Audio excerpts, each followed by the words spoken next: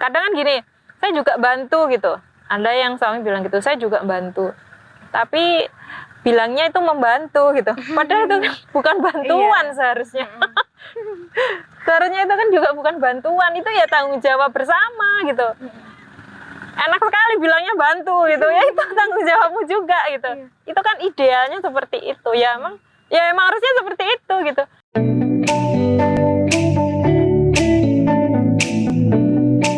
Salam komunitas, selamat sore Mbak Lila ya. Selamat sore. Sehat Mbak Lila? Alhamdulillah. Padahal kalau di sini nanti kalau udah jadi rekaman bukan sore bukan malam buat pagi ya. Iya. Iya, jadi selamat semua waktu. Kali ini dalam podcast ini kita akan membicarakan atau kita akan membahas mengenai bagaimana tentang pandangan pada perempuan yang bekerja, tapi lebih pada perempuan yang sudah berumah tangga gitu, Kak. Banyak sekali hari ini fenomena mengenai pelabelan atau pandangan terhadap perempuan yang bekerja, baik itu pandangan yang positif ataupun pandangan yang negatif. Dan juga beragam kalau dilihat sampai pada hari ini, macam-macam pekerjaan yang dikerjakan oleh perempuan khususnya. Dan pandangan orang itu kan macam-macam ya Mbak. Ada yang baik, ada yang juga menafsirkan secara buruk, apalagi kalau perempuan ini sudah berstatus sebagai ibu, sudah memiliki anak dan sudah memiliki suami gitu. Menurut Mbak Lila, bagaimana sih mengenai stigma perempuan yang bekerja, khususnya itu pada aspek perhatian terhadap anak? Karena latar belakang saya sekarang lebih banyak dalam lingkup-lingkup parenting ya. Ya sesuai latar belakang saya. Kita lihat dari perspektif perkembangan anak juga ya sebenarnya. Oke. Tapi pertama gini, ibu yang bekerja. Dari dulu ini masih menjadi perdebatan ya. Antara yang kemudian beranggapan ibu bekerja di luar atau punya aktivitas di luar. Karena saya nggak bisa dikatakan juga bekerja gitu, yang penting ada aktivitas, ada aktivitas banyak hal di luar gitu. Dan yang menyetujui, ada yang kemudian melihat sebagai perilaku yang buruk, ada yang seperti itu sebagai ibu gitu. Ada yang kemudian sangat menolak gitu kan, ada yang sangat menolak. Nah kalau saya sendiri, setelah saya menjadi ibu, saya merasakan gitu. Dalam satu sisi berat gitu ya. Dalam satu sisi beratnya bukan karena dilarang oleh suami atau dilarang oleh keluarga besar gitu, atau kemudian stigma tetangga gitu, atau stigma orang yang lain, perempuan pada umumnya. Cuman kadang melihat kalau punya anak itu kadang bayangan-bayangan seperti ini. Ya kalau aku punya asisten gitu ya, asisten atau babysitter gitu, cuman kan kita tidak bisa 100% percaya gitu. Bahkan saya ketakutan sendiri gitu, ada ketakutan nanti anak saya diapain gitu kan. Ya kalau diperlakukan baik gitu, atau cara pengasuhannya baik atau enggak kan gitu. Itu pertama pengasuhan ke anak gitu, yang kadang menjadi dilema ketika sudah menjadi ibu. Yang kedua juga ini, membagi waktu ya. Ada ibu yang memang dia banyak support sistemnya bagus itu. Mungkin ada keluarga besar, ada ya nenek, kemudian mungkin ada budenya, ada mbak mungkin, terus dia punya babysitter samanya, atau kemudian ada asisten rumah tangga gitu. Dalam artian ada yang membantu menyapu di rumah, ada yang kemudian mengurusin baju dan tetek bengek di urusan domestik di rumah gitu. Ada yang memang seperti itu. Tapi kalau dalam satu sisi memang minim support sistemnya, ya itu juga dilema tersendiri gitu. Sudah aktivitas di rumah, kemudian ngurus anak, kemudian juga dia masih ada beban-beban domestik gitu. Dan seperti itu.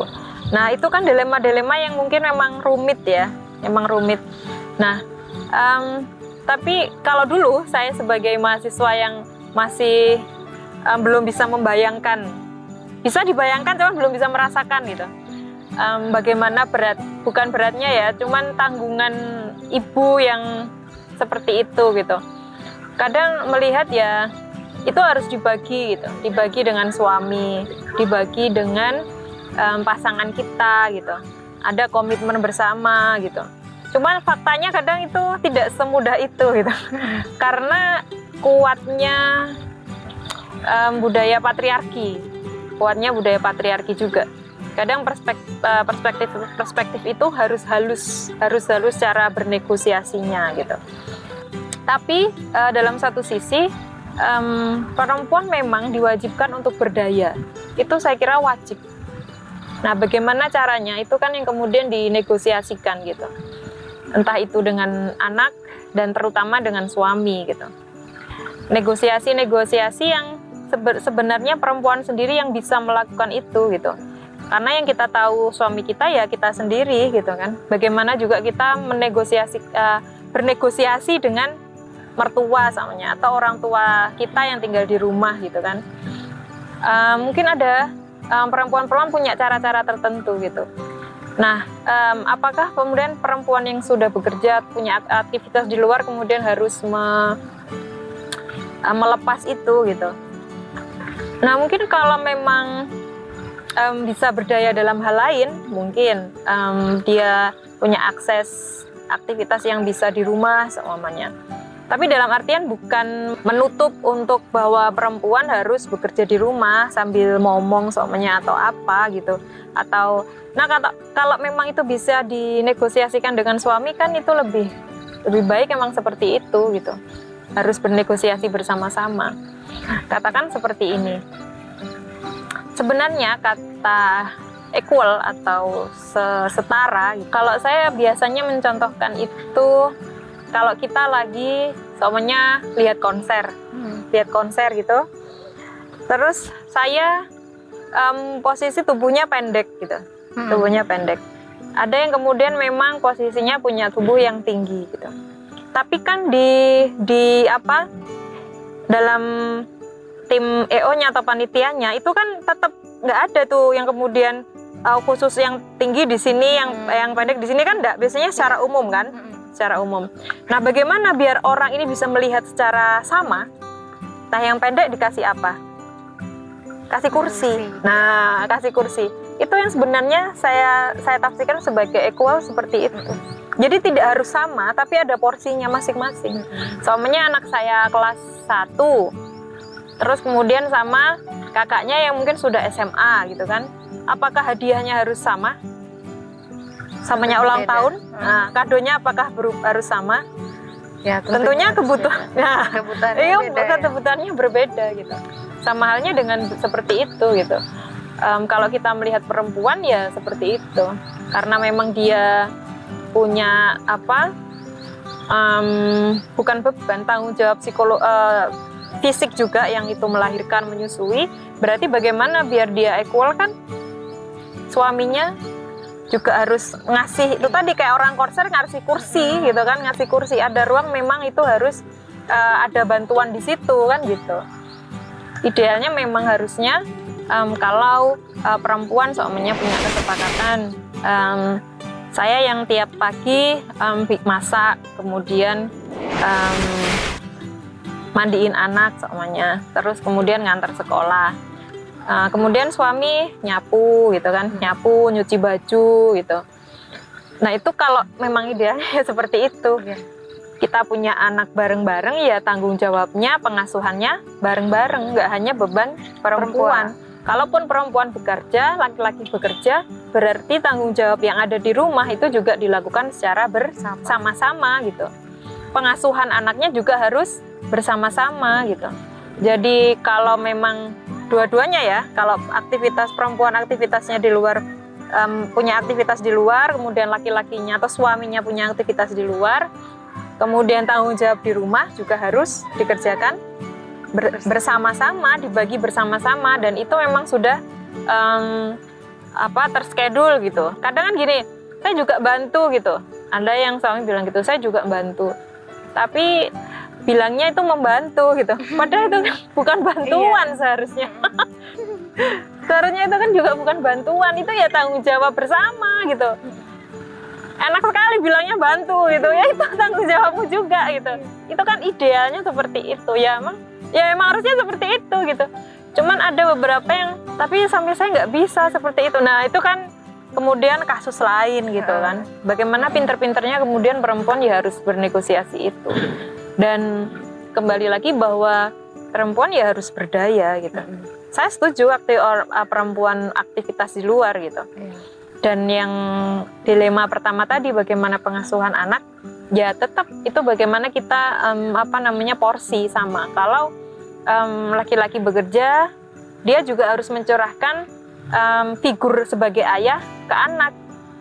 Sama halnya dengan perempuan, kalau memang dia punya anak, ya ketika dia bekerja berapa porsinya juga dia ngasih perhatian kepada anak gitu. Sama halnya juga seperti itu. Jadi nggak semua ketika perempuan bekerja dia dituntut untuk sepenuhnya ngasih perhatian kepada anak. Nah, suami juga harusnya seperti itu juga gitu kan. Jadi memang perempuan-perempuan yang punya aktivitas di luar atau pekerjaan di luar, bagaimana pinter-pinternya kita untuk membagi tetap pada perhatian ke anak. Dan sebenarnya yang utama itu ketika perhatian ke anak adalah kualitas gitu. Bisa jadi yang dia berhari-hari sama anaknya setiap hari, cuman dia tidak berkualitas. Ya dibiarkan aja kita ibunya main HP, suaminya anaknya main sendiri gitu, atau lihat HP juga gitu. Tidak ada komunikasi sama sekali. Kadangkala saya melihat perempuan yang kemudian aktivitas di luar, dia sangat menghargai waktu. Ketika pulang, dia tanya aktivitasnya di sekolah, apa keperluannya apa, dan sebagaimana sehari apa yang sudah dilakukan gitu kan. Ya itu, jadi sebenarnya kualitas waktu itu yang lebih utama gitu. Tapi ya tetap lebih bagus kalau selain kualitas juga kuantitas. Ya. Jadi pada intinya dalam menjalankan relasi antara laki-laki dan perempuan itu harus ada kesepakatan dan juga harus paham nih mana yang memang betul-betul kewajiban yang tidak bisa digantikan dan mana yang bisa harus dilakukan bersama itu Mbak ya. Ini kan membicarakan mengenai rumah tangga kan juga kompleks ya Mbak permasalahannya. Belum lagi perempuan harus juga mengurus anak, mengerjakan urusan domestik. Apalagi ketika dia bekerja di luar rumah lalu mungkin waktu dia untuk anak atau untuk suami itu dirasakan kurang mungkin oleh anggota keluarganya. Lalu menimbulkan yang hari ini sedang banyak terjadi mungkin ya Mbak, dan hangat diperbincangkan seperti kekerasan dalam rumah tangga, perselingkuhan. Ada beberapa permasalahan yang diantaranya itu katanya karena si perempuan tidak memiliki cukup banyak waktu, si suami tidak mendapatkan perhatian, lalu menyalahkan si istri karena dia bekerja di luar. Nah, menurut pandangan Mbak Lila itu bagaimana sih Mbak terkait permasalahan yang hari ini terjadi, dan lalu itu disalahkan kepada perempuan bahwa si perempuan ini ternyata tidak punya waktu yang cukup untuk keluarga. Kadang salah ini ya juga.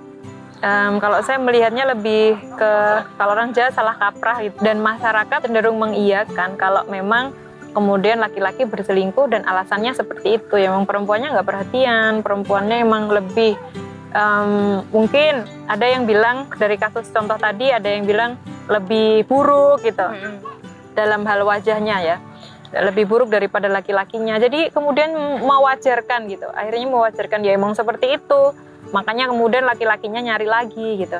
Coba itu ditimbang secara kata-kata itu ditimbang. Apakah itu sudah apa ya? Ada berpihak kepada salah satu gender gitu loh. Ya kan kalau kita timbang gitu, pandangan seperti itu, apakah itu adil gitu? Tapi ketika itu terjadi kepada perempuan seumpamanya, itu tidak diwajarkan sama sekali.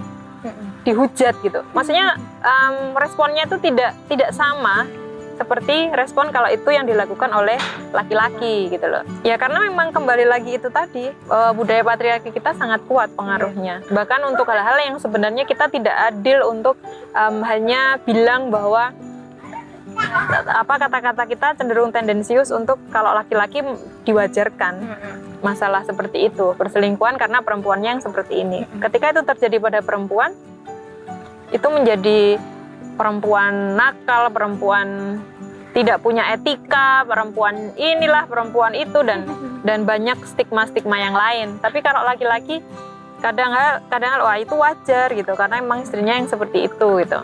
Itu berarti kan statement yang tidak adil gitu.